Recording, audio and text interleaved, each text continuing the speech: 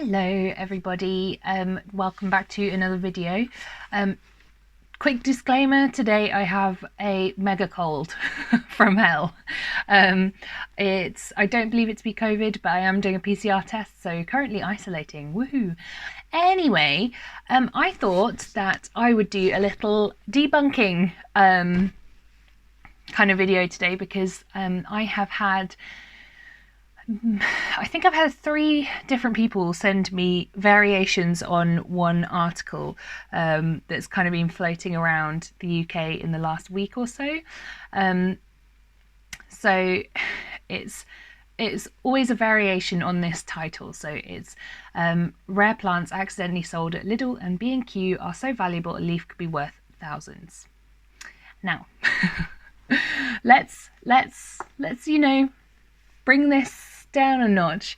I have my laptop here, so if you see me looking down, that is what I am looking at. So I'm just going to basically read through this. I will, if I just move this over this way,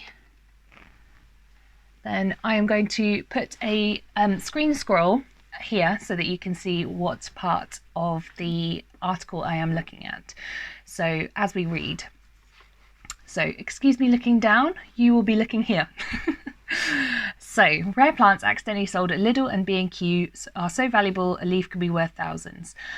So for anyone who is not in the UK, Lidl is a European shop actually that has made its way over to the UK. It's kind of the equivalent of a supermarket or it's not a big box store, but it's kind of getting that way. I suppose you'd call it superstore, I guess, in America. Someone tell me. And B&Q is a hardware store in the UK and Ireland, but it also kind of doubles, I suppose, like a big box store in that it sells a lot of houseplants, outdoor plants, that kind of thing, some homeware, etc. So this appears to have originated on mylondon.news, but when I did a quick Google search, it is kind of hitting on a lot of local news sites. So we've got the Manchester Evening News, we've got I think it's like the Yorkshire Times or the West Yorkshire Times or something like that, the Lincolnshire Times. There's a lot of different places that are doing this story because apparently it's so big. So, over various lockdowns, Londoners, just Londoners apparently, have taken to a host of new hobbies. Many of us decided to focus on the inside of our homes while we couldn't leave them. A bit late on the uptake here, since lockdown was actually not since last March, May. So they've said, so if you picked up all sorts of greenery in your local Lidl, B&Q or others, you might be sitting on a fortune.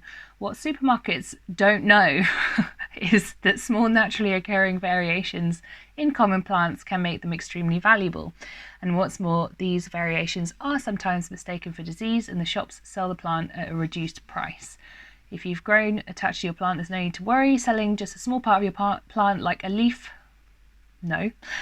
or a stem for someone else to propagate could still earn you loads. Let me just say, you can't just go selling leaves, okay? You need to make sure that you can propagate. So you would need a viable node if it is a plant that propagates from a node. The only plants that you can sell a leaf from for propagation are like your peperomias or your begonias and some of your pileas.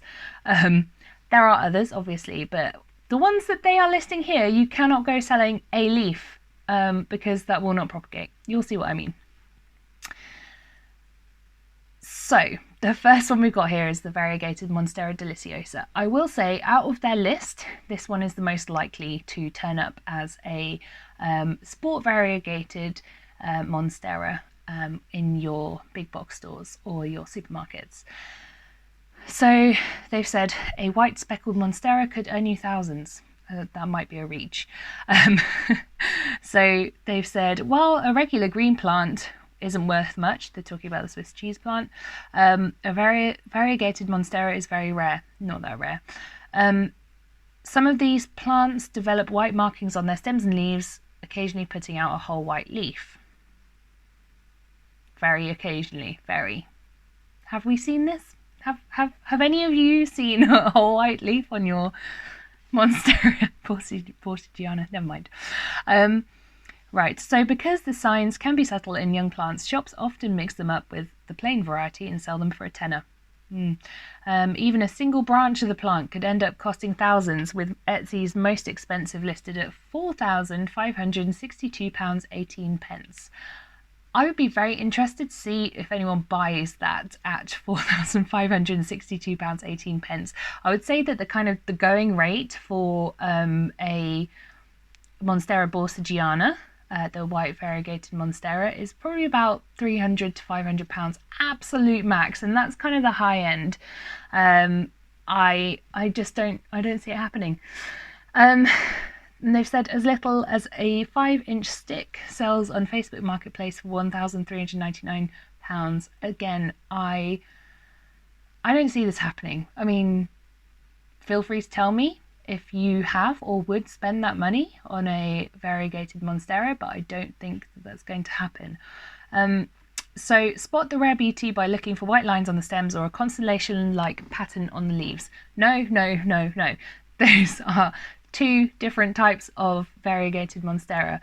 So what they are claiming here is not well informed. Okay, so the Monstera Thai Constellation is a cultivar created in a lab in Thailand originally, of the Monstera deliciosa. So it is related to the Monstera deliciosa. However, you will not get that variegation occurring naturally, and that is what they're referring to with the constellation-like pattern on the leaves.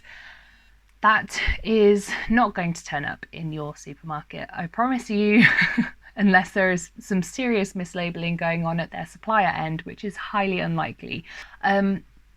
What you might get, and is possible, that you might find this in a supermarket, quite rare, and honestly quite a delight if you do find it, is the yellow variegated Monstera deliciosa, or I suppose it's probably possible that you can get a white variegated Monstera deliciosa, but it won't be the Monstera Thai Constellation.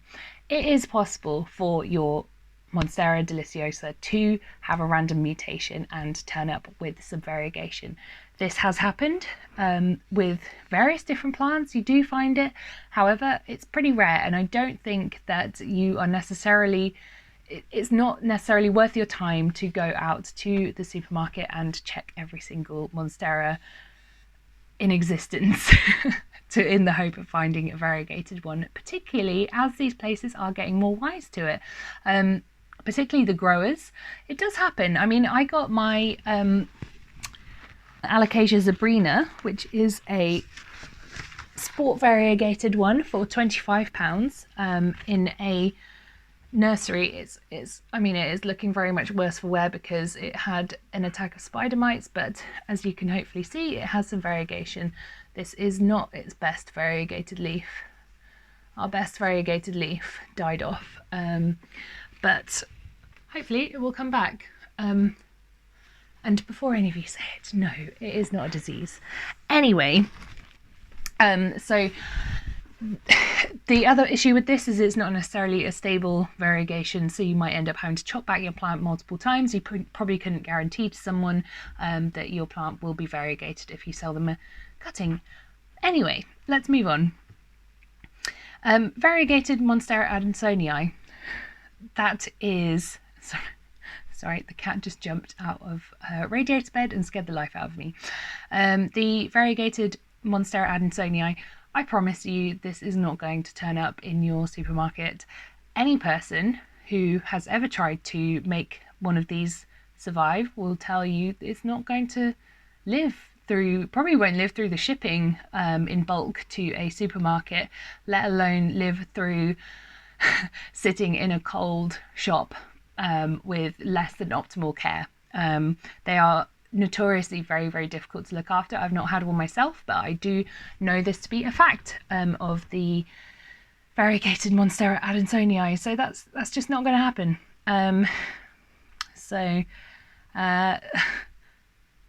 These plants are hungry and need to be fed throughout winter, unlike other houseplants. wonder where they get that from. If they're not, they develop white spots that cause shops to sell them for cheap. I don't understand what they're getting at. But these spots are easily confused with the beginnings of variegation, which has the same telltale white stripes on the stem as the deliciosa.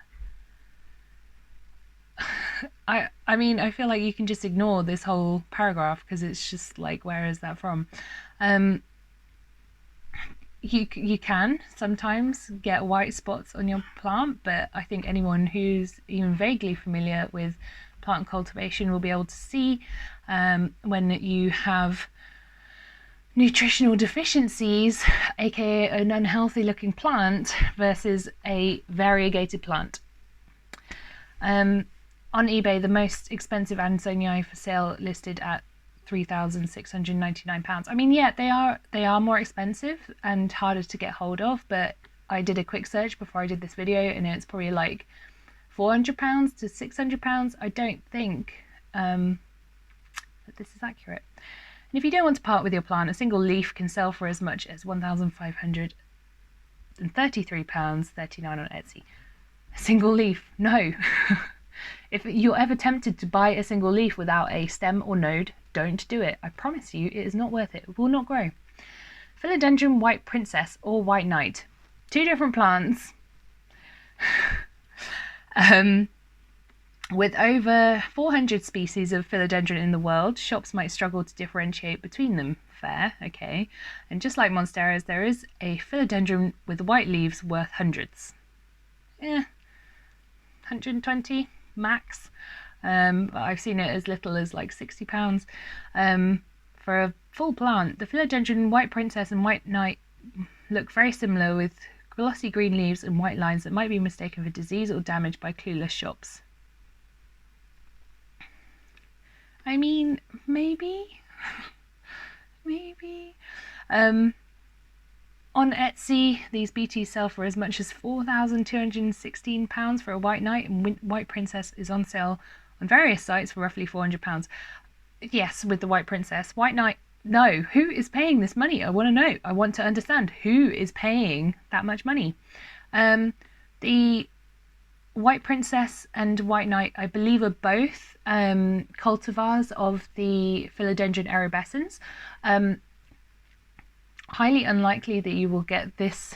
You won't get these cultivars. You might get a variegated Philodendron erubescens, but it wouldn't be those cultivars which have very distinctive markers, like the I think it's the White Princess has some pink on the stem, or it might be the White Knight that distinguishes it from the White Princess, one or the other, can't remember which. Yeah, no, I mean, you don't often get the Philodendron erubescens sold this way anyway, and when you do, they are known for being like a big green, dark, glossy leaved plant. I don't see them. You could potentially get variegation on those, maybe. I'm not saying it can't happen. I just think it'd be very rare, and to go around and trying to find the erubescens with variegation on, I think it's just luck of the draw, honestly. If you find one with variegation on, I think it's a very slim chance. And to be fair, because they wouldn't be a White Knight or a White Princess, they probably wouldn't fetch that much money, because they're not desirable, because they don't have a fancy, cultivated, trendy name. Pink Princess Philodendron, no. You're not going to find this in B&Q or Lidl, I promise you. You might see it in shops because it's easy to propagate and the pink colour looks stunning. Or you might see it sold as that, yes, in a shop, particularly now that they've kind of mastered the tissue culture for this plant, and you have your small tissue cultured babies, I suppose. But no, you're not going to get that as a natural variegation. No, you're not.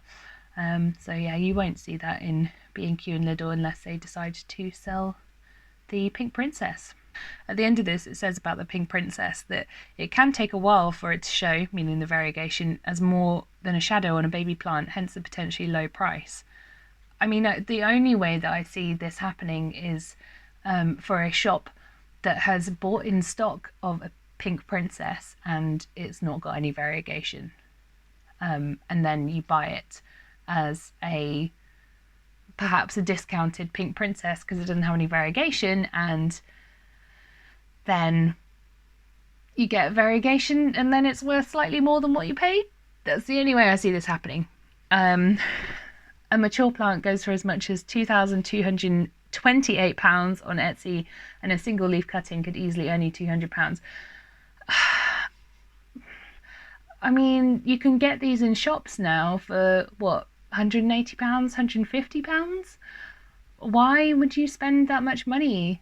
I don't know. I have this feeling that these people who are buying or spending this much need to maybe do their research. But also, I think it actually speaks more to the unscrupulous sellers, really, who are selling for these kinds of prices. I doubt they're going to get anyone. Now, this one is the most ridiculous. Monstera obliqua. I mean, they don't actually claim that you can find this in a supermarket, but you're not going to find it in a supermarket.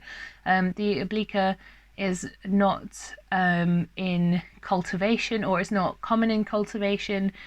It's just not, you're just not going to get it in a supermarket. Maybe like in 10 years time, maybe 5, who knows.